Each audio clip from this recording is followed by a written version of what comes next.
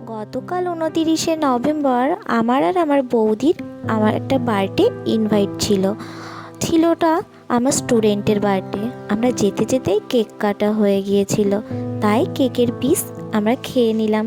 এই যে আমার স্টুডেন্ট, ওকে আমিই সাজিয়ে দিয়েছি। সাজানোটা কেমন হয়েছে তোমরা জানিও। তারপর আমরা কফির কাউন্টারে গেলাম, গিয়ে আমি বৌদির জন্য একটা কফি নিয়ে নিলাম, যদিও আমি কফি খাইনি। আর এই যে পুরো ডেকোরেশনটা সিম্পলের মধ্যেও না যথেষ্ট সুন্দর হয়েছিল।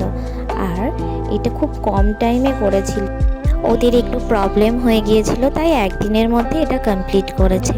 তারপর আমি, আমার বৌদি আর ওখান থেকে দেখা হয়ে গিয়েছিল আমার এক ফ্রেন্ডের সাথে। আমরা তিনজন মিলে খেতে বসে গিয়েছিলাম।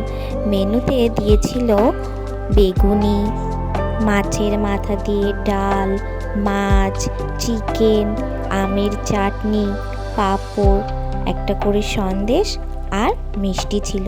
যদিও আমি মিষ্টিটা নিইনি, ওটা ফ্রেন্ডের থেকে নিয়ে নিয়েছি। আর শেষে ছিল আইসক্রিম আর হজমোলা।